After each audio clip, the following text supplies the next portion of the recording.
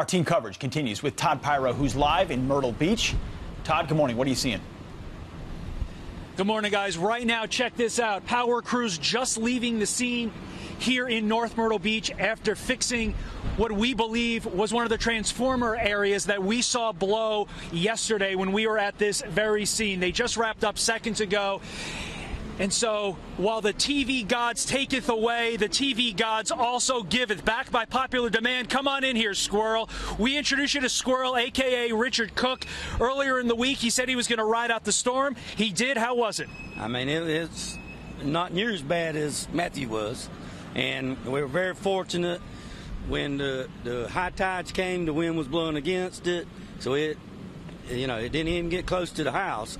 But at 1 o'clock, it's high tide again, and the wind's blowing back toward the house. So yeah, when we talk, waiting on. When we talked to you all week, stay over here, my friend. When we talked to you all week, you said that's what you were worried about. You saw the winds pushing it away. You said, not worried about now. I'm worried about one of those high tide cycles when the wind comes onshore. That's what we're seeing now. And that's what's at 1 o'clock. If it stays just like it's now, blowing from the ocean, it's going to be the worst. What are you seeing in terms of flooding at your house? We haven't gotten over to your house yet. I mean, we have no water downstairs. You know, my downstairs is on the ground, as you know, and water's not coming at all. But even during Matthew, when houses behind was 36 inches deep in water, I had no water. Right. But where we standing at is the highest part.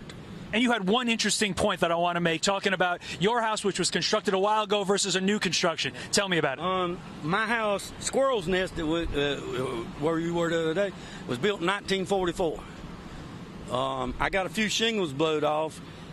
Across the road, we just built a new house, and all the vinyl's gone. We saw that vinyl blowing off yesterday when we were at your house. Unreal. Squirrel, there's always a nation. I got so many emails, texts, Twitters about Squirrel. They wanted to make sure he was safe. Here he is in the flesh, safe and sound, hopefully riding out what for this area could be the worst part of it, that storm surge that happens at high tide with the rain and the flooding combining to cause some problems. Todd, I don't call you TV's Todd Pyro flippantly. Like what TV wants, TV gets when it comes to you. I was wondering about Squirrel. You delivered. Guys, ride it out. He did. Awesome.